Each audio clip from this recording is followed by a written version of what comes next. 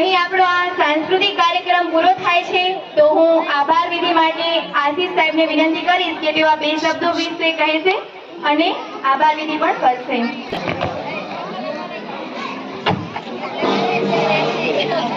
ખૂબ સરસ.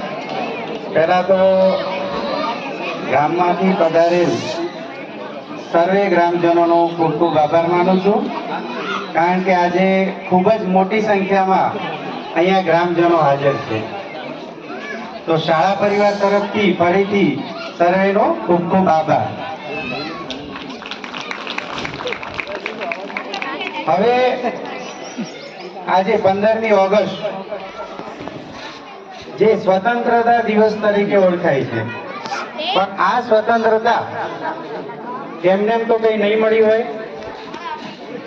ઘણા એવા ક્રાંતિકારીઓ છે કે જેમણે પોતાના બલિદાન આપ્યા છે, પોતાનો જીવનનો એક એક ક્ષણ અને પોતાના ખૂનનો એક એક કણ આ દેશ માટે સમર્પિત કર્યો છે. ત્યારે આપણે અહીંયા સૌ ભેગા થઈને આ ઉત્સવ મનાવી રહ્યા છીએ. 15મી ઓગસ્ટ 1947 જ્યારે આપણો દેશ આઝાદ થયો, તો શું ખરેખર હાલ પણ આપણે આઝાદ છીએ? એ વિચારવા જેવી વસ્તુ છે.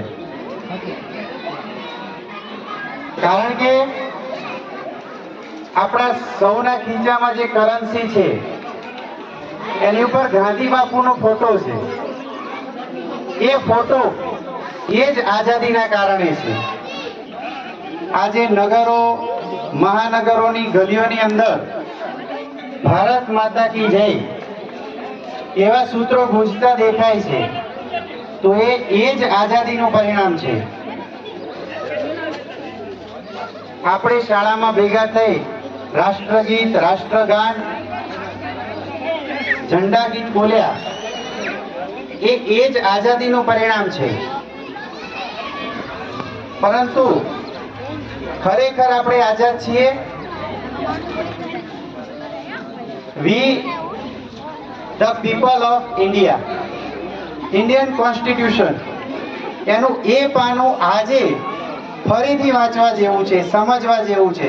એની અંદર એક શબ્દ છે ફ્રીડમ, આઝાદી.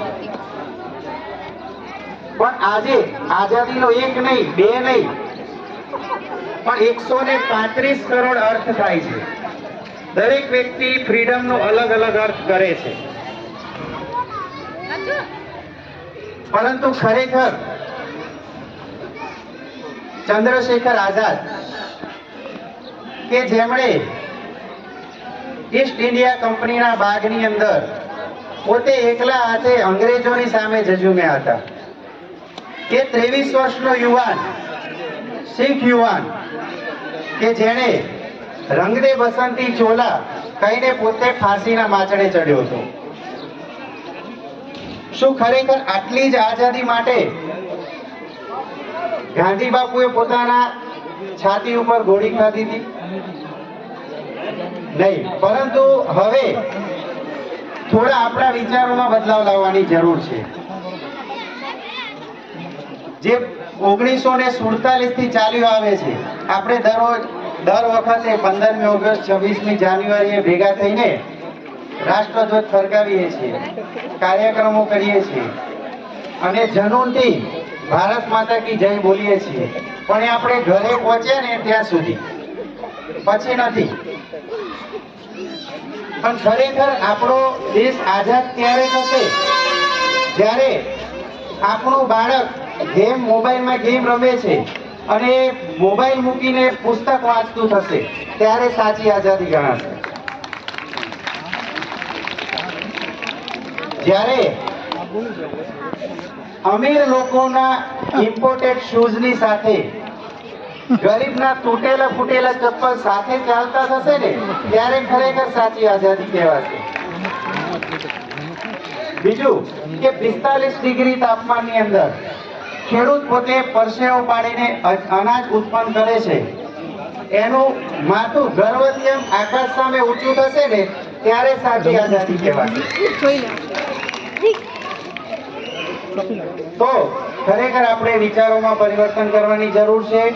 આ બધું ચાલ્યું આવે છે, પણ હવે સમય બદલાયો છે, તો એ પ્રમાણે આપણે પણ બદલવું પડશે. અને આ સાથે હું મારું વક્તવ્ય પૂરું કરીશ. જય હિન્દ, જય ભારત. બંધ કરો.